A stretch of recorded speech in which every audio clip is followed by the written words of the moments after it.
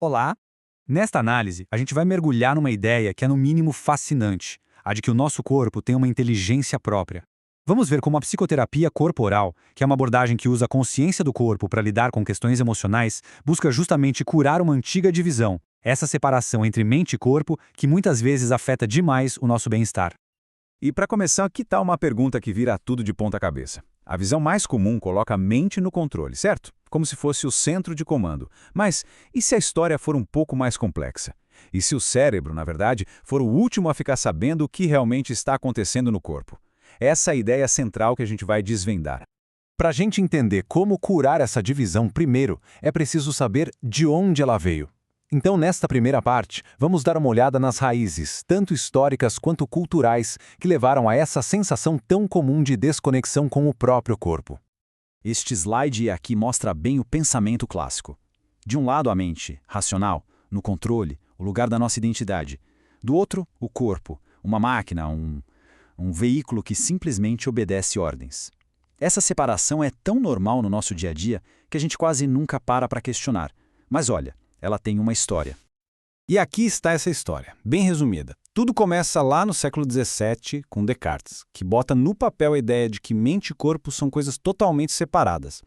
Aí no século seguinte, a Revolução Industrial pega essa ideia e, bum, aplica em larga escala, tratando os corpos como se fossem peças de uma grande máquina de produção. O resultado? Hoje, essa fragmentação é quase um padrão cultural. E como o material de base aponta, é bem mais fácil controlar um ser que está desconectado de si mesmo. Agora, vamos virar essa mesa. Nessa parte, a gente vai desafiar de frente essa ideia de que o cérebro é o chefe. A proposta aqui é descobrir uma inteligência muito mais antiga, muito mais profunda, que na verdade está em todo o nosso ser. Essa citação do Cohen é forte, né? Porque ela vai contra tudo que a gente costuma pensar. Como assim, o último a saber? A ideia é a seguinte: o cérebro não tem sensores próprios. Ele depende 100% do resto do corpo para receber qualquer tipo de informação sobre o mundo. Ele não sente, na verdade. Ele interpreta os sinais que o corpo manda. E isso muda tudo. Então, tá. Se a inteligência não está só no cérebro, onde é que ela está? A psicoterapia corporal traz esse conceito de inteligência natural. Pensa nisso não como um computador central, mas como uma rede distribuída. Cada sistema, cada tecido, cada célulazinha contribui com a sua própria capacidade de perceber o mundo e reagir a ele. Juntas, elas criam uma inteligência coletiva, sinérgica. E a escala dessa rede é uma coisa astronômica. 100 trilhões de células humanas. Cada uma delas é um ponto de comunicação com milhares de receptores na sua membrana, o tempo todo conversando com o ambiente em volta. Se a gente olhar por esse lado, a mente existe em cada célula do corpo. E essa inteligência, olha, ela é antiga. Muito antes de existir qualquer cérebro, a vida já encontrava soluções geniais para problemas super complexos. O exemplo das cianobactérias é perfeito. Diante de uma crise ambiental que poderia ter acabado com tudo, a vida se reinventou. Organismos de uma célula só transformaram um veneno na sua principal fonte de energia. Isso é inteligência na sua forma mais pura, mais fundamental. Certo. Se o corpo tem essa inteligência toda, essa sabedoria profunda, como é que a gente pode usar isso para se curar? É exatamente isso que vamos ver agora. Vamos explorar como a psicoterapia corporal usa essa sabedoria do corpo como um caminho direto para o bem-estar. Esse slide aqui mostra o problema acontecendo na prática. Tudo começa com uma sensação bem simples no corpo: cansaço, fadiga. A mente, então, interpreta essa sensação, talvez com medo de uma recaída de depressão. Essa interpretação dispara uma reação de medo no cérebro, que por sua vez manda esse sinal de volta para o corpo inteiro, e aí aquela fadiga inicial vira um estado depressivo sentido de verdade. É um ciclo vicioso, onde a mente e o corpo ficam se reforçando negativamente. E como se quebram esses ciclos? A abordagem se baseia nestes princípios aqui. Primeiro, estar presente. A cura não está no passado nem no futuro. Ela está em alinhar a mente com o que o corpo está sentindo agora. Segundo, completar processos. Uma emoção não é só um pensamento, é uma energia que precisa se mover pelo corpo e ter um fim. Terceiro, ouvir o corpo, tratar ele como uma fonte de informação valiosíssima. E por último, aceitar a realidade. Em vez de lutar contra uma sensação, ficar curioso sobre ela. E essa pequena história, nossa, ela ilustra de um jeito genial aquele segundo princípio.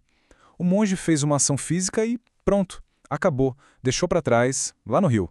O outro, mesmo sem ter feito nada, ficou preso na mente, carregando o peso do julgamento, do pensamento. A terapia corporal busca exatamente isso, nos ajudar a deixar as coisas na margem do rio, completando as experiências em vez de ficar carregando elas mentalmente. Ok, tudo isso soa muito interessante, mas funciona? É uma abordagem séria, reconhecida profissionalmente? Nesta parte, que é crucial, vamos analisar as evidências da ciência e também os padrões de formação profissional que dão base para a psicoterapia corporal. Vamos começar com os dados. Este slide resume uma meta-análise bem rigorosa, que é como se fosse um estudo dos estudos. Os pesquisadores fuçaram os maiores bancos de dados científicos, analisaram mais de 2.000 referências e selecionaram 18 estudos do tipo ensaio clínico randomizado, que é o padrão ouro da pesquisa, para avaliar se a psicoterapia corporal funciona mesmo. E aqui está o resultado. O gráfico mostra o que os cientistas chamam de tamanho do efeito.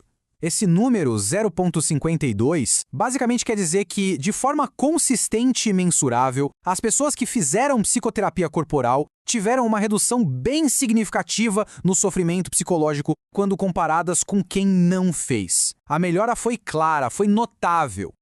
Então a conclusão é esta. A revisão científica mostra que a psicoterapia corporal, ou BPT, como chamam na pesquisa, é de fato benéfica. E não só para uma coisa específica, mas para uma gama bem ampla de sofrimentos psíquicos. E para apoiar a ciência vem o rigor profissional. Dá uma olhada nesses padrões de treinamento exigidos pela Associação Europeia de Psicoterapia Corporal. Não é brincadeira. Estamos falando de uma formação de no mínimo 4 anos, com 1.400 horas de estudo, terapia pessoal obrigatória e centenas de horas de prática clínica com supervisão. Isso tudo garante um nível altíssimo de competência e de ética.